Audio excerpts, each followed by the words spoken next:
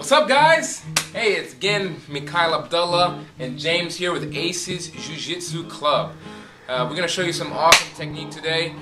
Instead of just showing technique, today we're going to talk about a principle, a concept, right? In my classes, I teach a lot about principles, concepts. First of all, what are principle concepts in Jiu Jitsu and wrestling? In anything, they're formulaic equation. They're things that are repetitive. They over and over and over again, right? They're kind of like a base information. So we're gonna approach one of those concepts. I call it the "don't look at me" principle. Right? A lot of my guys ask me, "Hey, Mikhail, your side mount, it feels like you are crushing me. What's going on here?" And it's something that a lot of guys, they don't talk about today. They just watch techniques and they don't check out the principles, the glue that holds these techniques together, and so then they're missing something from their jiu-jitsu, right? So this thing we're going to talk about today is going to be the core to a really good shoulder pressure. So first things first, we're going to talk about side mount. So I passed the guard already. So now that I'm here, boom, I get my good cross face on. Now that I have my really good cross face, I'm going to create shoulder pressure against his jawline to make him turn away from me. Right? Now, so if he can look at my hips, boom, then I'm doing it wrong. Alright? You're doing it wrong. Right? If he, boom, now turn, look at my hips. Alright, now that means I'm doing it right. But that's not it.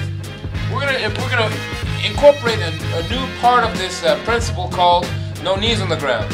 What I believe is knees on the ground slow you down, right? So we're going to take those knees off the ground. Boom. Now that my knees are off the ground, we're going to talk about what increases that shoulder pressure, right? What I'm going to do is, see this hip right here? Right? I'm actually going to lower this hip, boom, and raise the other side. This is what's going to increase the pressure. So I'll show you again. This hip right here is going to lower, boom, to the ground, and its opposite side is going to raise up, right? So now that I'm here, bam, it's going to make it that much more uncomfortable and harder for him to look at my hips. Can't look at my hips. If he can't look at my hips, he can't shrimp. If he can't shrimp, he can't get back to guard. If he can't get back to guard and we stay here, he's screwed. In order to make sure you have good shoulder pressure, you have to focus on your bicep, right? So what I'm doing here, I'm making sure that my bicep connects to the inside of his neck to his jawline. When my bicep runs across his jaw, this part of his jaw, my shoulder will naturally, since it's connected to the bicep, or not connected to the bicep, but that portion of the body is connected, alright, will naturally come to the correct position, right? So, as long as my bicep is right here along his jawline, naturally, my shoulder will give the appropriate pressure. Do me a favor. Now I'm gonna just use my hand right here. Just take the heel of my palm. Hey, James, turn towards my hips. All right, turn towards them.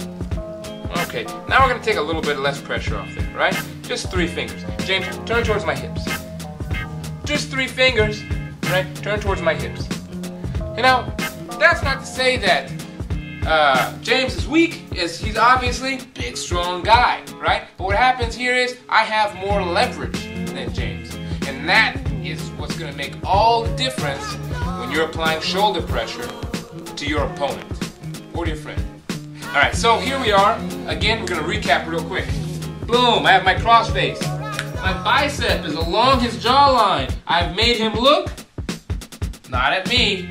Don't look at me. This is the whole time I'm here. I'm thinking, don't look at me. Don't you dare look at me. Right? Boom. He can't look at me? Can't shrink. The next question is, so what do we do from here?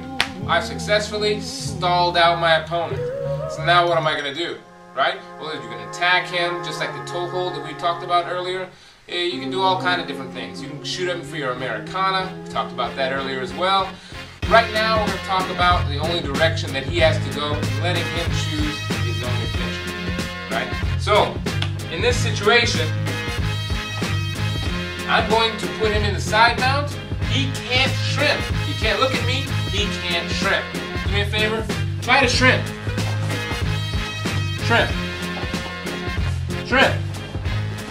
It's not happening, right? In order for him to turn his hips this way and shrimp, his head's gonna have to come with him. Where the head goes, body goes, and vice versa. All right. So, taking that into consideration, he only has really one smart, wise choice, right? As far as the directions are concerned, right? And that is to go away, right? And a lot of guys try this. Okay, I can't go towards him, so I'm going to go away from him, and I'm going to go into the turtle position. So in this situation, let's pull James back over here with me, all right? And what James is going to do is, he's going to go into the turtle position. Boom, so he can't shrimp. He's going into the turtle. Boom, I let him go. He goes to the turtle. Boom. Hey, excellent. Excellent. You notice he guides my body. As soon as you go into this turtle, guys, after doing this technique, I want you to make sure that this knee, you plant it inside of his elbow. Right? Make sure it's inside. The reason I do that is because I can easily make sure that I present his arm. Bam.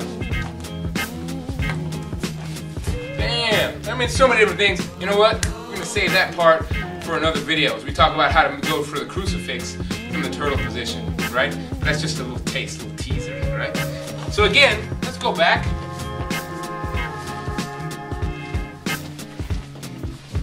Boom. There's only one way he can go. Turtle. Boom. I glide. I let him go. Boom. Here I am. Boom. All right. Now that I'm here, heel off the ground. Alright, I've secured my good position. Alright, I have not overcommitted to this turtle, so he can't roll me. Alright, and there you have it. How to stay dominant from your side mount turtle. Thanks you guys so much for checking out another awesome video at Aces Jiu-Jitsu Club. Love to hear back from you. Make sure you click the like button, click the subscribe button, share it on your Facebook, Instagram.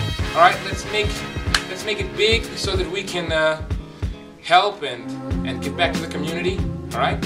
Love to see your comments also, and I will see you soon.